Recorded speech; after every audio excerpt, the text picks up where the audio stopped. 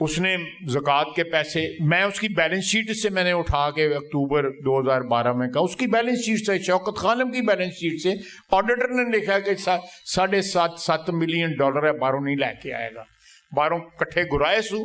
تے باہر ہی کدھر انویسٹ کر رہا ہے کسی اپنے یار دوست کی کمپنی دے وچ، زکوٰۃ کے پیسے ڈونیشنیں۔ آج 13 سال ہو گئے ہیں اس کو میرے اوپر مقدمے کیے ہوئے، نہیں آتا عدالت وچ۔ ویڈیو کے اوپر جو ہے اس نے جرا کروائی ہے، ایک دفعہ میں عدالت میں جاتا ہوں کہ میرے پہ جرا کرو، نہیں جرا کرتے۔ 13 سال ہو گئے، 10 ارب روپے کا جانے کا دعویٰ لیا، وہ میں کہتا ہوں 10 ارب روپے ملنے کا عدالت دے آؤ، نہیں آتے، کیونکہ عدالت میں آئیں گے سچ سامنے آئے گا، وہ اس کو ثابت نہیں کر سکیں گے۔ میں نے اس کو ڈبل شاہ کہا، میں نے 2012 میں، اس زمانے میں ڈبل شاہ بڑا مشہور سی، میں نے اس کو ڈبل شاہ کہا، اس نے لکھا ہوا ہے اس میں کہ اس نے مجھے ڈبل شاہ کہا،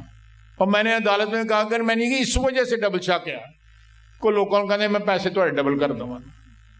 یہ بھی قوم کو، نوجوان نسل کو خواب جو دکھاتا ہے وہ اسی قسم کے خواب ہے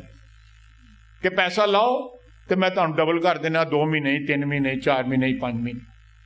یعنی ایک غیر حقیقی بات جو ہے اس کی وہ لوگوں کے ذہنوں میں وہ بٹھاتا ہے۔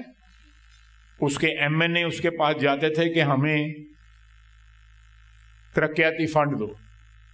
کہیں کوئی ضرورت نہیں، بس چور چور چور چور دے نعرے۔ آپ بتائیں میاں نواز شریف کے خلاف کیا الزام تھا جس کے اوپر 10 سال اس کو قید ہوئی؟ اس کے قریب ترین ساتھیوں کو بھی نہیں سمجھ آئی کہ اس کے اوپر کیا کیا الزام تھا۔ تنخواہ نہ لینے کا الزام تھا، اس کے والد نے، نواز شریف کے والد مرحوم نے، اللہ ان کو جنت میں جگہ دے، انہوں نے 91-92 میں وہ فلیٹ لیے، وہ فلیٹ جو لیے تھے وہ ڈکلیئرڈ تھے، وہاں پہ وہ رہتے تھے، کوئی چھپائے ہوئے نہیں تھے، یا تو یہ ہے نا کہ کنسیل کی ہو، ہر بندے کو وہاں پہ پاکستان کے بڑے بڑے حکمران ان فلیٹوں پہ گئے ہوئے ہیں، بے نظیر بھٹو صاحبہ وہاں پہ گئیں، وہاں پہ اس زمانے میں میں خود اس کھانے میں موجود تھا، وہاں پہ ایم کیو ایم کے الطاف حسین صاحب وہاں پہ آئے، اور بڑے وہاں پہ لوگ، بڑے بڑے لوگ آتے رہے وہاں پہ۔ اس وقت کے جو بادشاہ ہیں برطانیہ کے، وہ وہاں پہ آئے جب وہ ولی عہد ہوتے تھے، تو یہ کوئی چھپائی ہوئی بات نہیں تھی، اس کی تو چیزیں وہ نکل رہی ہیں۔ بہرحال لمبی بات ہو جائے گی، لیکن ایک بات جو ہے آپ کے ذہن میں جو میں بٹھانا چاہتا تھا